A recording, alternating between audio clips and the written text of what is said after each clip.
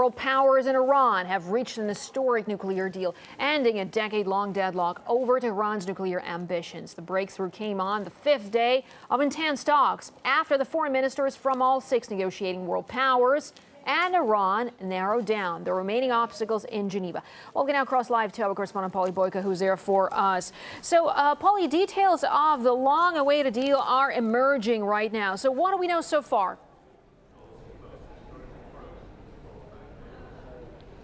Well, what a momentous occasion, first of all, after two sets of failed negotiations before this, 10 years of political wrangling over Iran's nuclear issue, 5 days of talks, intense, heated talks here in Geneva, a night of several hundred journalists sleeping in the media center waiting for a decision, and we finally have a breakthrough. That historical deal has been reached. Now, it's hard to describe just how tense the atmosphere has been here throughout the night, waiting for any sort of news from those negotiations to find out whether or not that deal has been made. And up until the very last moment, when we received the news about the deal being made, there was no way of knowing which way it was going to go, because sticking points still remained between all the sides. Now, the agreement that we have at the moment, according to the Russian Foreign Ministry, coincides with what Russia had been proposing from the offset in these nuclear negotiations. Now, what are the details that we know so far? Well, according to the Russian Foreign Minister Sergei Lavrov, the agreement recognizes Iran's right to a peaceful nuclear program, but it would be under the strict condition of inspections from the IAEA. I think we can have a listen to Sergei Lavrov talking about that right now.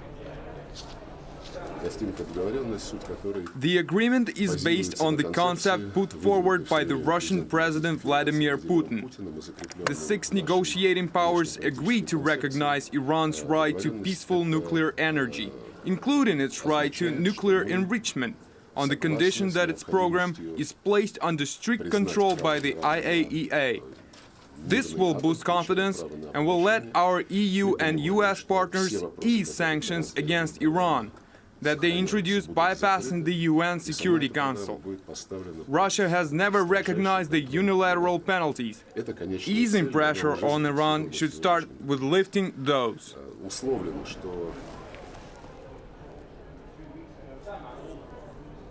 Now, among the details that weren't mentioned there by Sergei Lavrov is that there will be the 6-month freeze of Iran's nuclear program. No new centrifuges are going to be added, and no new uranium enrichment facilities are going to be built. And Iran has agreed to stop enriching uranium to over 5%. Now, so the deal here has been made. It may only be an interim deal for the moment, which means that negotiations have to start up again in 6 months' time. But at the moment, it feels like a historic breakthrough, especially after a night spent in the media center.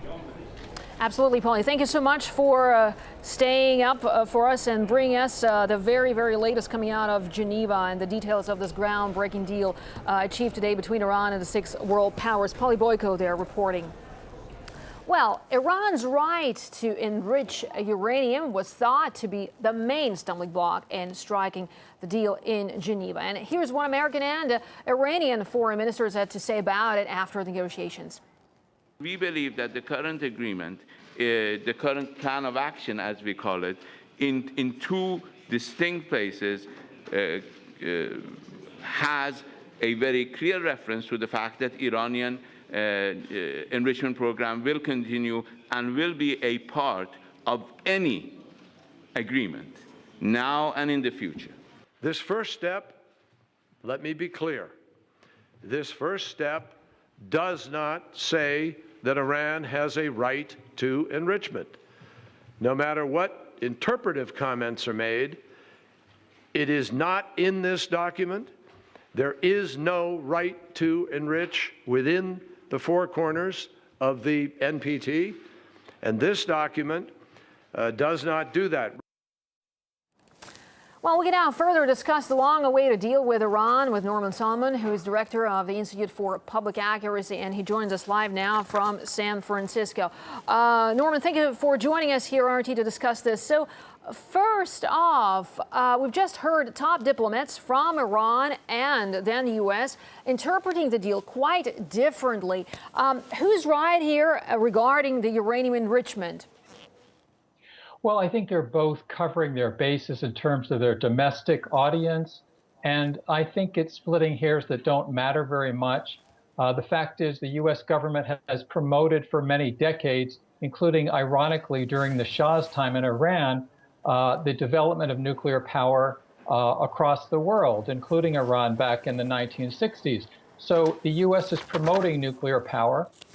And it's important to people in Iran, as I learned when I spoke with folks on the street in Tehran a number of years ago, to assert the prerogative to develop nuclear power energy. So I think that's a rather minor point. What is so key is that this is a breakthrough for diplomacy, that aside from apparently the governments of Saudi Arabia and Israel, throughout the region and beyond, we can expect a lot of positive response to this agreement, which I think is a historic breakthrough and a very good one.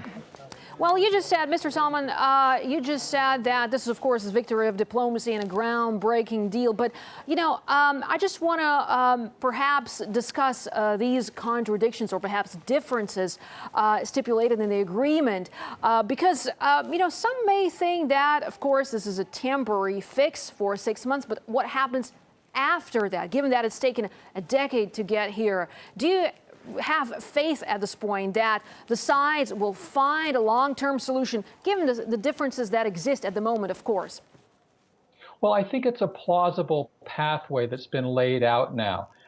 And it's so important that the momentum has been reversed. The pressures towards war, stoked by some elements in the U.S. Congress, certainly pushed by Prime Minister Netanyahu of Israel, as well as the Saudi government, that momentum has been effectively not only hit the brakes, but actually has gone now in the last hours in the other direction.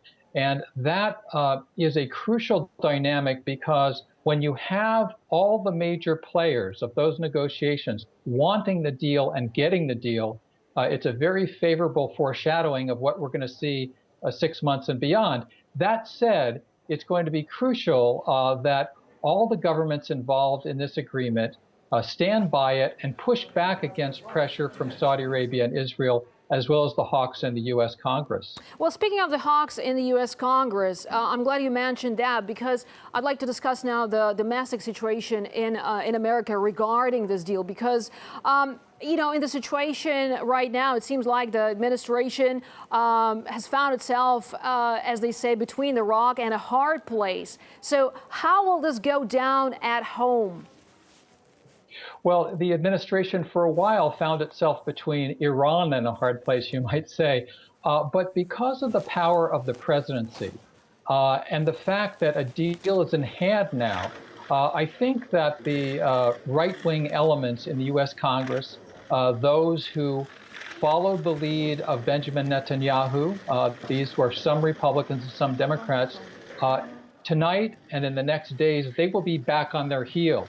They will have to regroup. The momentum is now with this agreement, but there is no question that the Israeli government and those in the U.S. Congress who want an attack on Iran, they will not rest. They will hate this agreement. They will try to undermine it.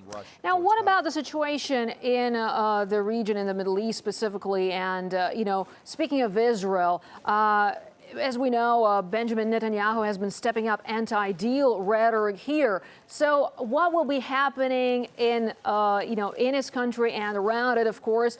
Will you think the tensions be eased, or on the contrary, increase as a result of this groundbreaking deal today in Geneva?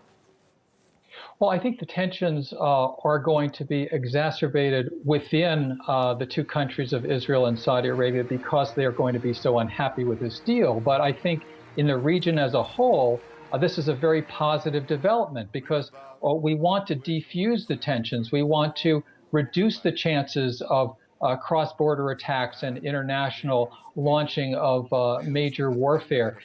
So I think that there's a new potential here to de-escalate a lot of the tensions, and I hope that long-term we can have a ban on all weapons of mass destruction, nuclear and otherwise, in the entire region. This could be a good step in that direction. All right, Norman Solomon, thank you so much for your views here, Director of the Institute for Public Accuracy. Thank you. Well, now let's take a look at the long and winding road to the historic deal. Iran's nuclear program started in the 1950s with the help of the U.S., but it is in the late 20th century that tensions started really heating up around its atomic ambitions. Back in 1996, the U.S. firmly moved down the track of sanctions, lambasting Tehran after alleging its nuclear program was for military purposes. And that's also when talks started, but they reached deadlock in 2005. And Iran's president at the time, Mahmoud Ahmadinejad, resumed uranium enrichment. The UN were quick to respond unanimously, agreeing on their own set of sanctions a year later. Now, this, though, failed to convince Iran to drop its nuclear program. On the contrary, in 2010, it increased the level of uranium enrichment to 20%.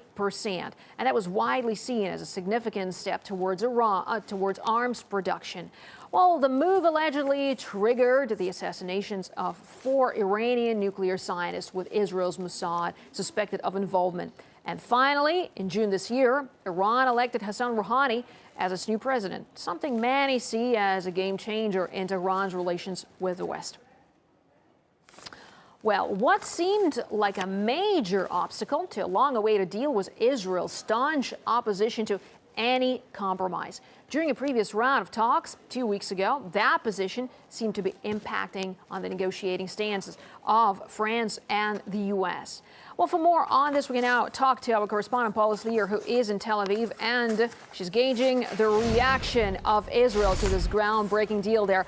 Hello to you, Paula. So do tell us about Israel's reaction. And, of course, some are saying that Israel is not going to be happy about it.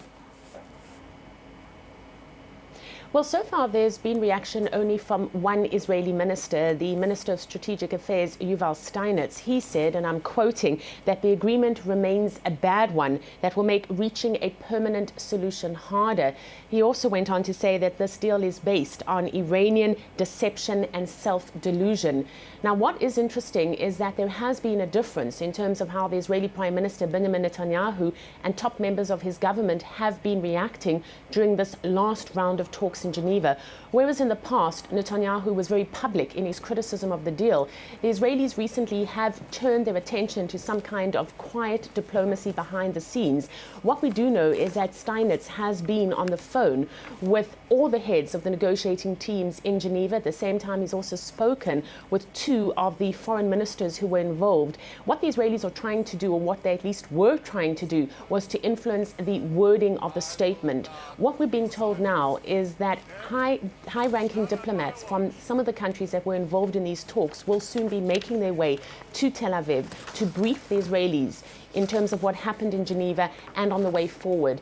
Among the points that the Israelis were particularly concerned about and were hoping to influence in this last round were, for example, the whole issue of the Arak reactor. Here, the Israelis were demanding that the agreement says that all activity at the Arak plant be halted. They were also concerned over the wording of scientific research. The Israelis saying that they want this deal not to give legitimacy to the Iranians to be able to continue developing other aspects of their nuclear program under the wording of scientific research. Now, the U.S. Secretary of State John Kerry has said that this deal makes Israel safer. No doubt there'll be a lot of scoffing in Tel Aviv at these comments, because it is precisely this that the Israeli Prime Minister Benjamin Netanyahu has been pushing, and that is that the deal not only does not make Israel not safer, but it is a threat to the international community. We're waiting for some kind of reaction and some kind of comment from him later in the day today. One of the big questions, of course, is what does Israel do next? It has been threatening for quite some time that it will conduct a military strike. Particularly the Israeli Prime Minister Benjamin Netanyahu has used a lot of warmongering. There were also reports that the Israelis were working behind the scenes with the Saudis of the possibility of launching some kind of military action if indeed a deal is signed off in Geneva, as has been now. All right, Paula, thanks for gauging the reaction in Israel for us there. Our correspondent, Paula, reporting from Tel Aviv. Well, prior to this round of talks, there were reports that if a deal was struck in Geneva, Israel may join forces with Saudi Arabia in a military campaign against Iran. The once unthinkable alliance of former foes is allegedly prompted by both nations' refusal to accept any compromise on Tehran's nuclear program. Jamal Abdi, policy director at the National Iranian American Council, however, believes such a conflict is a very unlikely scenario. Every time Netanyahu wants another sanctions bill passed in Congress, he makes sure to send signals to lawmakers here in the U.S. that, hey, you have to pass this bill, otherwise you're going to have a war on your hands that Israel is going to start and the United States is going to finish. The Saudis have done the same thing, not as publicly. I think that anytime you hear the Israelis and now the Saudis talking loud about military action, that's a signal that military action is not necessarily being planned, but that they're trying to use this as leverage in order to drive the hand of the U.S. or the international community in a certain direction. When they start being quiet about a potential military strike, that's when you have to think, okay, maybe something is actually underway here.